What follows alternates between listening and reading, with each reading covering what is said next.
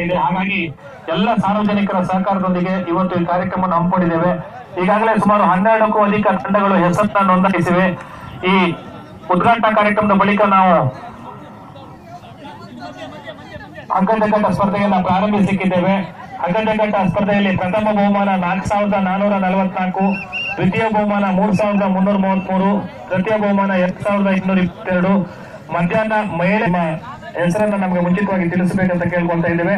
ಈಗ ನಾಗಪ್ಪಣ್ಣವರು ಹಗ್ಗಜಗ್ಗಾಟ ಸ್ಪರ್ಧೆಯನ್ನ ಎಲ್ಲ ಅತಿಥಿಗಳಲ್ಲಿ ರಘುವಣ್ಣ ಒಂದ್ ಸೈಡ್ ಇಟ್ಕೊಳ್ಳಿ. ಇದೀಗ ಊಟಾಟ ಪಂದ್ಯಾಟ ಆರಂಭವಾಗಲಿಕ್ಕಿದೆ.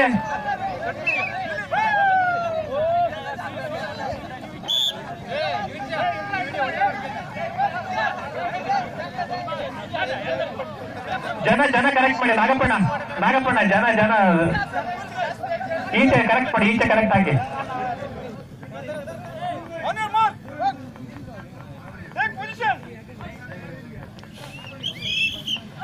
ಸ್ಟಾರ್ಟ್ ಆಗಿದೆ. ಭರ್ಜರಿಯಾದ ಹೇಳ್ತಾ ಚಪ್ಪಾಳೆ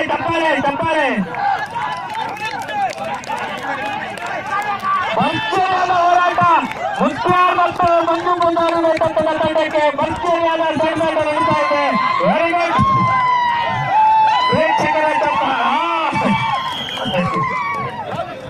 ಅಭಿನಂದನೆಗಳು ಮಾಡಿ ಅವರು ಇನ್ನು ಮುಂದೆ ನಮ್ಮ ಕಳಿತಲನ್ನ, ನಮ್ಮ ಈ ಶಿಬಿರನ್ನ ಉತ್ತರೋತ್ತರವಾಗಿ ಎತ್ತರ ಮಟ್ಟಿಗೆ ಏರಿಸಿಕೊಳ್ಬೇಕು.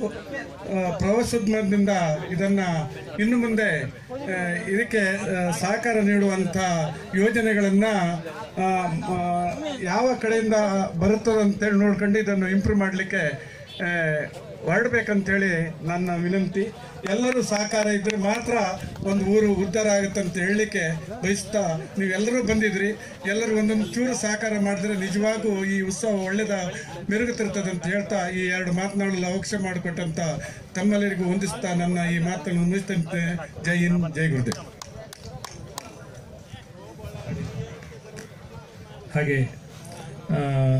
ಇವತ್ತಿನ ಕಾರ್ಯಕ್ರಮದ ಕೋಕಾ ಶಾಹುಲ್ ಅವರು ಅತಿಥಿಗಳಾಗಿದ್ದಾರೆ. ಕೋಕಾ ಶಾಹುಲ್ಜಿ ಅವರು ಶುಭಾಶಯವನ್ನು ಕೊಟ್ಟಿದ್ದಾರೆ. ಹಾಗೆ ಮುನೀರ್ ಅವರು ಕೂಡ ತಮ್ಮ ಶುಭಾಶಯವನ್ನು ಕೊಟ್ಟಿದ್ದಾರೆ. ಇಕ್ಬಾಲ್ ಕಾಜಿ ಈಗಾಗಲೇ ಇದ್ದಾರೆ. ಮಾಮಿನ್ ಮುಕ್ತಿಯಾ ಎಲ್ಲಾದರೂ ಕರಾವಳಿ ಉತ್ಸವದ ಪ್ರತಿ ಶ್ರಮವನ್ನು 1 ತಿಂಗಳವರೆಗೆ ಮಾಡಿದ ನಮ್ಮ ಅರುಣ್ ಕುಮಾರ್ ಅವರು ನಮ್ಮ ಶಿರೂರಿಗೆ ಒಂದು ಹೆಮ್ಮೆ ಪುತ್ರ ಅಂತ ಹೇಳಲಿಕ್ಕೆ ನಾನು ಬಯಸ್ತೇನೆ. ಏಕೆಂದರೆ ಪ್ರತಿ ಒಂದನ್ನು ಮಾಡೋದು ಶಿರೂರಿನಲ್ಲಿ ಅರುಣ್ ಕುಮಾರ್.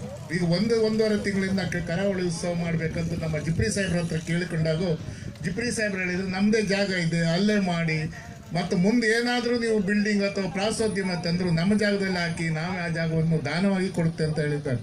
ಹಾಗೆ ಅರುಣ್ ಕುಮಾರ್ ಅವರಿಗೆ ಒಂದು ಮಾತನ್ನು ಹೇಳುವುದೇನೆಂದರೆ, ನೀವೆಲ್ಲ ಜಿಪ್ರಿ ಸಾಹೇಬರು ಎಲ್ಲ ಕೂಡಿ ಮಣ್ಣು ಹಾಕಿದ್ದೀರಿ, ಹಾಗೆ ನೀವು ಮನಸ್ಸು ಮಾಡಿದರೆ ಒಂದು 5-6 ಲೋಡು ಆ ನಮ್ಮ ಕೃಷಿ ಇದರಿಂದ ರೋಡಿನ ಡಾಂಬರಿಂದ ತಂದು ಅಲ್ಲಿ ಹಾಕಿದರೆ ಪರ್ಮನೆಂಟ್ ಆಗ್ತಿತ್ತಂತ ನಮ್ಮ ಮತ್ತು ಇಲ್ಲಿಯ ಕರಾವಳಿ ಮೀನುಗಾರರ ವತಿಯಿಂದ ನಾನು ಒಂದು ಸಣ್ಣ ಪ್ರಾರ್ಥನೆಯನ್ನು ಮಾಡಿಕೊಳ್ಳುತ್ತೇನೆ. ಹಾಗೂ ಇನ್ನು ಮುಂದೆ ಅರುಣನಿಗೆ ಇಂಥ ಅವಕಾಶ